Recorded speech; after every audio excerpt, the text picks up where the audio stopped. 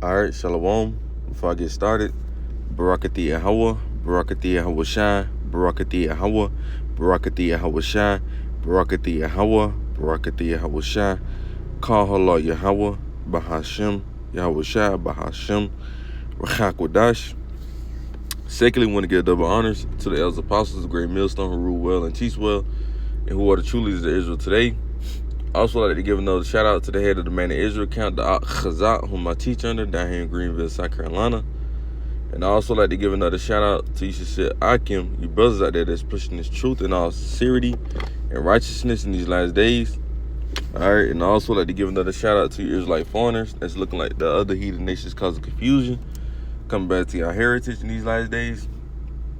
And a quick shout out to you few Outwath, you sisters out there that's standing in order and doing what y'all need to do in these latter days.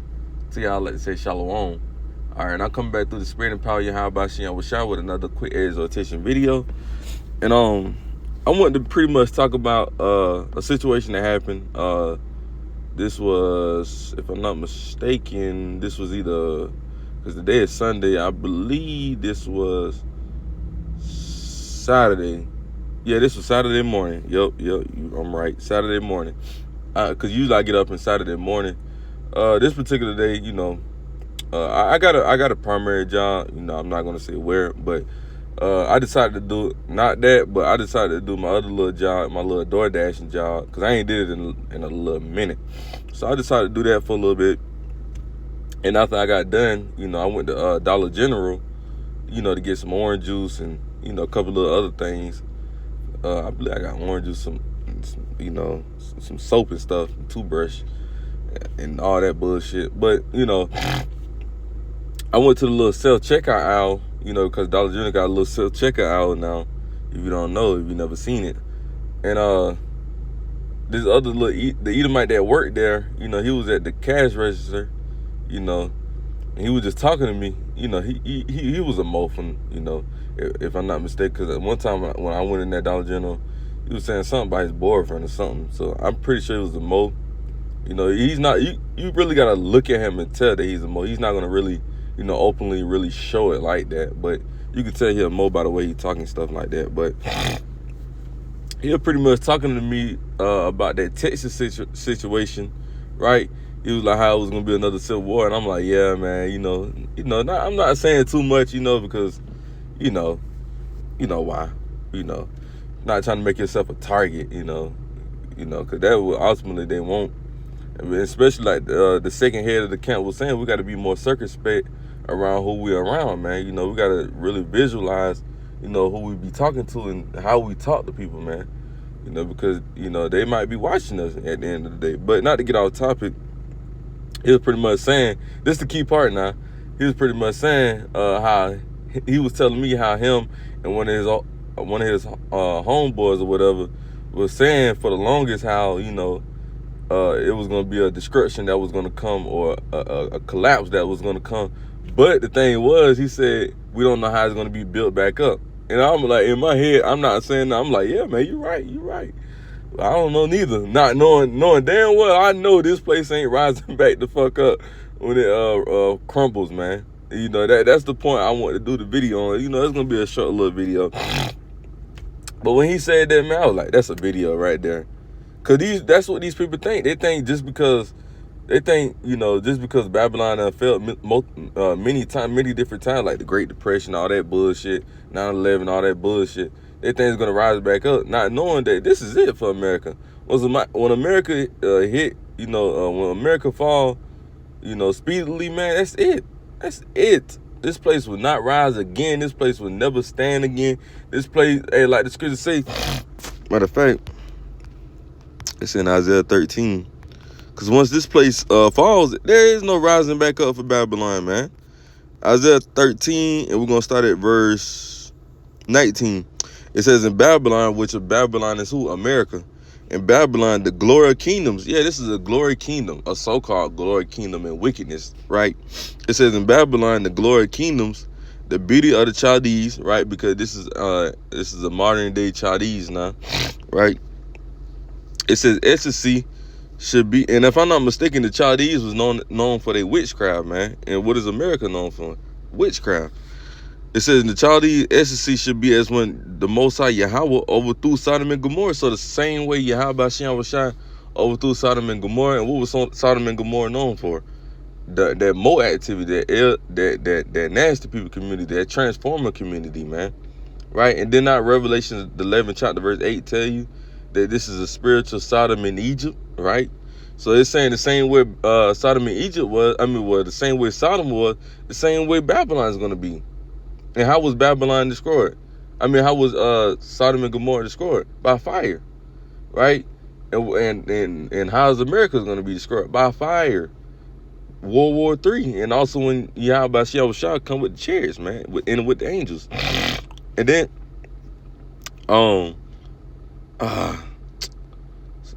lost my damn thought of training, man. Oh yeah. There we go. The Wadi Yahweh Shah.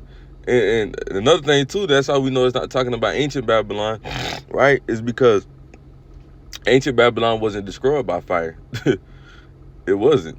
Look it up, because modern day Babylon is Iraq, right? So, and Iraq wasn't destroyed by fire, and we're gonna furthermore prove that. Verse 20 says, "It should never be inhabited, neither should it be dwelt in from generation to generation. Neither should the Arabian pitch tents there, neither should the shepherds make their fold there. But wild beasts of the desert shall lie there, and their houses should be full of doleful creatures, and owls should dwell there, and satyrs should dance there, and the wild beasts of the island should cry in the desolate houses, and dragons in their pleasant places. And her time is near to come, and her days should not be prolonged." You see, so that's how we know this is not talking about ancient Babylon, because, like you said, it should never be inhabited again, right? Ancient Babylon is still being inhabited, which is Iraq. So that's how we know this is a future prophecy. And they say this goes for Babylon, so Babylon would never rise again. For that Edomite that was at Dollar General that was saying that. Saying we knew, he's talking about something, we knew this place was going to fall, we just ain't knew how it was going to be built back up. It ain't. I didn't tell him that because of, reasons. I don't want him to be like, what do you mean it's not going to, what I'm saying? Then he start looking at me and trying to do research on me and shit like, nah, man. You can't make yourself a target. You behind enemy lines, man. You got to try to blend in the best way as possible. So let's go to 2nd Esdras chapter 6, and we're going to start at verse 7. It says, 2nd Esdras 6 and 7, it says, "Then answered I and said, what should be the..." Salakia, put this on mute. It said, "Then answered I and said, what should be the parting asunder of the times? Or when should be the end of the first and the beginning of it that follows?" So Esdras is asking, what's going to be the end, what's going to be the beginning of it that follows, right? So you drop down to verse 8. It says, "And he said unto me, from Abraham and to Isaac, when Jacob and Esau were born," when Jacob and Esau were born of him, Jacob's hand held first the heel of Esau, and that was symbolic of Jacob taking Esau out of power by Yahweh Shai. Verse 9 says, for this the point, 2nd Esdras 6 and 9, "For Esau is the end of the world, and Jacob is the beginning of it that followeth." You see? Slakia. It says, "For Esau is the end of the world, and Jacob is the beginning of it that follows." So once Esau fall out of rulership, out of power, that's it. That's it. There is no rising back up for them. There is no let's build America up again. There's no let's make America great again. No, there's none of that, man. Once this place fall, that's it. The Lord gonna translate that kingdom over to the Israelites, and that's gonna be our kingdom for eternity, man. And that's what we're waiting on. This place ain't about to rise again. I'd be damned if this place rise again, man. I would be damned. You tell them we gotta go through another America's captivity, right? And matter of fact, what the scripture saying, Mark. Let's get that real quick.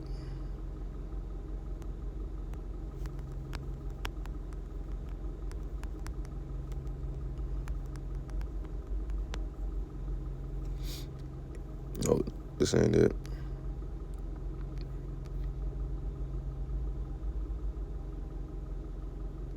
Yeah.